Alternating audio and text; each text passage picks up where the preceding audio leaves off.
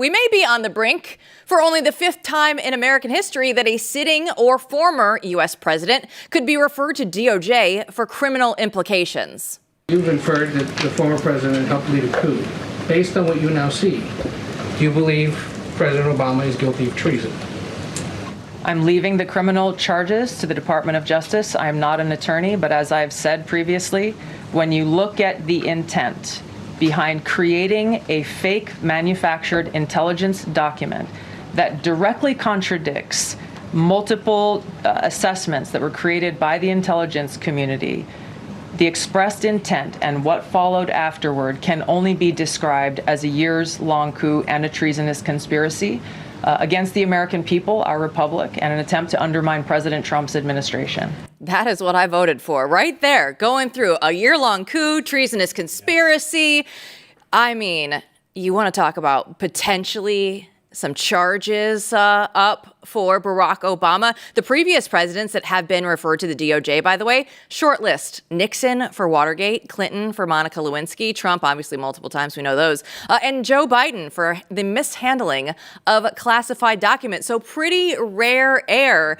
Guys, are we going to actually see some action out of this, Matt? Well, I would just say, just seeing this today, again, like I said yesterday, just speaking the truth is doing my heart a lot of good, because I did not know whether or not we would see this day where in front of the American people, from the pulpit, right, a senior official is saying what the truth is. And that truth is that this was a treasonous conspiracy, and we'll have to see, what happens next. But here's the thing that to take away from the day, and that is that Tulsi Gabbard is actually doing her job. While other people have been talking, Tulsi Gabbard has been working and is pushing forward exactly where she should. And so kudos to her. She's the hero of the week, and we'll see who else picks up the baton in the weeks to come. Yeah, let's go ahead and take a look at SOT 2. Tulsi Gabbard did a fantastic job laying out all of the fake intel. Take a look. The report that we released today shows in great detail how they carried this out. They manufactured findings from shoddy sources. They suppressed evidence and credible intelligence that disproved their false claims. They disobeyed traditional tradecraft intelligence community standards and withheld the truth from the American people. In doing so, they conspired to subvert the will of the American people who elected Donald Trump in that election in November of 2016. They worked with their partners in the media to promote this lie, ultimately to undermine the legitimacy of President Trump and launching what would be a years-long coup against him and his administration. So, Chris, just plainly speaking, how big of a moment is this politically? My gosh, I tell you what, it's so much simpler than everything I've been working on with this for the last 8 years. I mean, I used to have to join Maria Bartiromo's show at 6:15 in the morning and get grilled on the latest lies about this FISA application, or this allegation of a spy, or this lie, or this overreach, or this motivation. And now we know definitively, that the entire genesis of this whole thing was false. How can there was no crime? How can there be an investigation of Russian collusion if Russia didn't want Trump to win? And we know this, it kind of reminds me of back in the day. It came out after he passed away that J. Edgar Hoover had been asked, why did you put spies on Barry Goldwater's campaign? Why did you bug his phones? And his response was, if the president tells you to do something, you do it. So the two people who are coming out here as the number one villains are Brennan and President Barack Obama.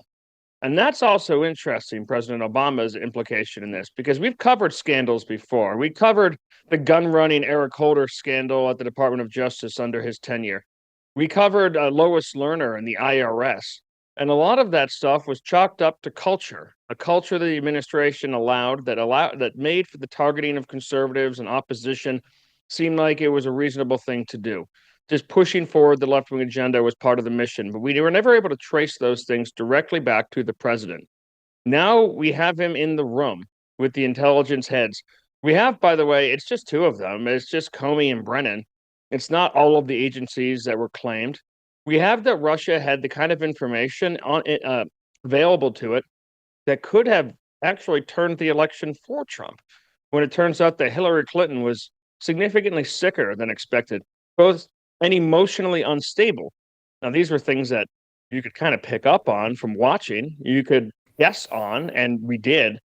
But now we know that the Democrats knew it, and we know that Putin knew it, and we know that even though it didn't make sense that Russia wanted Trump to win, never once made sense that Russia wanted Trump to win, we know that they actually didn't. This also undermines the whole idea, which has driven American foreign policy largely for the last 8 years, that Putin is some kind of criminal mastermind as opposed to a Russian thug who's really good at keeping control of Russian oligarchs. That throws that out the window. It throws every aspect of what the American people have been led by. And the press were polluters on this. They weren't the actual originators. Some of them weren't. Some of them kind of were deeply involved. But other ones were just cheerleaders. They gobbled it all up and they attacked and attacked. But even through it all, the information that we on the press who questioned this had to deal with at least assumed that they really did believe that there was some kind that Russia had wanted Trump to win. Whether or not that was effective or not was something to be argued. Now we know that's not true. We know that they knew it wasn't true. Watergate's got nothing on this. Teapot Dome's got nothing on this. This is the biggest scandal in the last century of American politics. Yeah. And now we have the actual reports. And it says the CIA misrepresented a lot. In the first document here, we have where the CIA director released 15 intel reports after the 2016 election. But 3 of them were seriously flawed, and those were used as key evidence in this official assessment that they put out, saying that Putin preferred Trump over Hillary Clinton. But then in the second document we get, it's only the classified info that's used to make this claim where Putin actually wanted Trump. It came from a small sentence fragment. It wasn't even the entire sentence. They went through, and that's what we get. We get one sketchy line, Matt, with no solid backing, and yet this is what all of the intel was based on, and it just goes through, and we have to wait years and years and years until somebody, like we're saying, Tulsi Gabbard, this might just be like the Tulsi Gabbard appreciation show here, is actually willing to go through the evidence that has always been laid out since 2016 and actually present it to the American people. Yeah, Jill, there's a shameless irony in these being called intelligence agencies. There's not a lot of intelligence involved here. It's shameless propaganda, what's going on. They don't provide information, right, to the president here. This is a propaganda operation, and the intelligence they do have, the information they do have, simply doesn't show, what the narrative has been throughout the media. So, part of the shameless here is the collusion with the willing media over the course of the last 10 years to say things that, really how hard would it be to figure out? So exactly as you said, you have a shred of evidence from one shoddy report that Putin is even on one side of this, never mind the actual facts, some of which we've known all along, and how little they were involved. So, the question now is, how far does this go? I think about public opinion a lot in terms of public opinion when mainstream media is going to have a hard time covering this, which is why they're not. They're going to try to ignore it. They're still trying to say this is a distraction from Epstein, which is hilarious because they never wanted to talk about Epstein until 5 seconds ago. But they're going to say that. So what are they going to do now? And that's the question to me. Basically, you need everyone who is willing, and I do see people picking up the baton, even some people who called themselves centrist 5 seconds ago. Everyone who's willing and honest needs to take up these reports and start talking about this to push basically the last remaining edifice of old media over. And they chose this. They chose to die on this hill. So now we need to make them die on this hill. And trust me, there was some good stuff that came out of this document dump today. Let's go ahead and take a look at Tulsi Gabbard confirming what she knew about Hillary Clinton and all of her mental health drama. There were high-level DNC emails that detailed evidence of Hillary's, quote, psycho-emotional problems, uncontrolled fits of anger, aggression, and cheerfulness, and that then Secretary Clinton was allegedly on a daily regimen of heavy tranquilizers.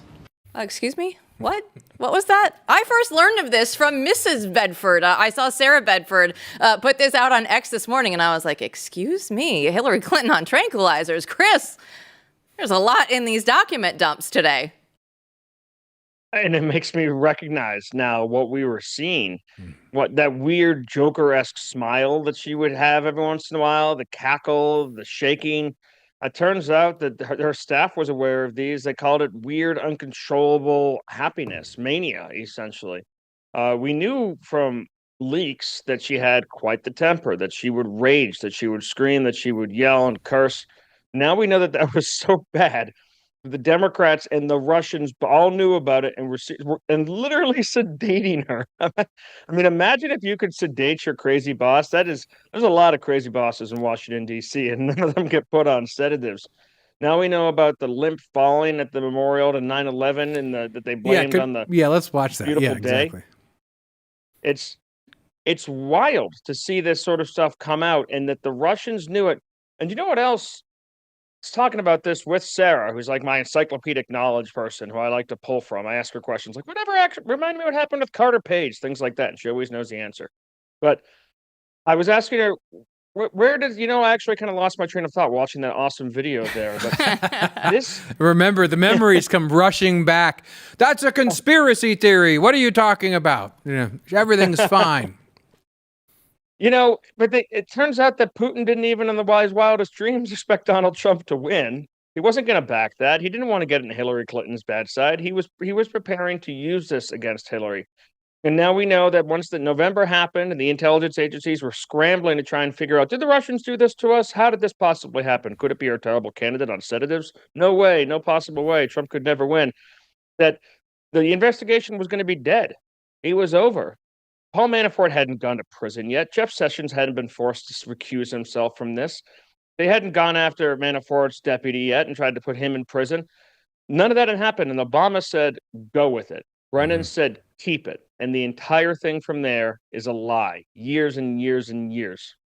Now, what's wild to me is, I mean, Clinton hatches this plot. It seems like first. I mean, according to the Russian Foreign Intelligence Service, I mean, they had the campaign email where Clinton's talking about linking Putin and Russia to Trump to distract from the email server scandal. She was making this claim like he's the tool of Putin. And then that became her excuse, but then that transferred into the Obama administration. But it's wild that we just think about how much the mainstream media or the legacy media hasn't spoken about. I mean, the Russians knew that they were going to try to link the two together. And how could that be good, except for the fact that, as you say, I don't think they ever thought that Trump could win, or even were that strongly for him. So this whole thing is astounding.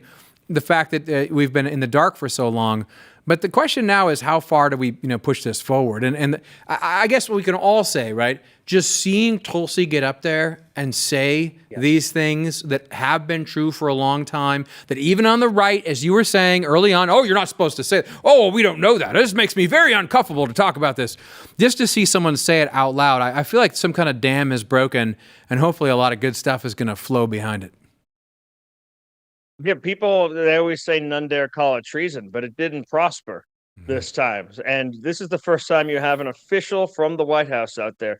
And you're right. This is a total vindication of those people, including us, who backed Tulsi Gabbard for this post. Some people try to say she's a former Democrat or she doesn't have the experience. But we knew, and we talked about it in the show, that the main thing that she had was she didn't trust the intelligence agencies. She was willing to take a jaundiced eye to this whole thing. She wasn't simply coming from inside the deep state trying to protect it. She wasn't going to say, oh, it turns out the head of the CIA was super corrupt and so was the president. But we're going to close the chapter on that because it'd be too hard for the American people to learn that sort of thing. We need to maintain the trust that they have. By the way, the trust is already shattered. Those are the calculations that really would have come across the minds and probably governed the decisions of almost any previous person in that position, Director of National Intelligence, or almost any powerful person in Washington, D.C.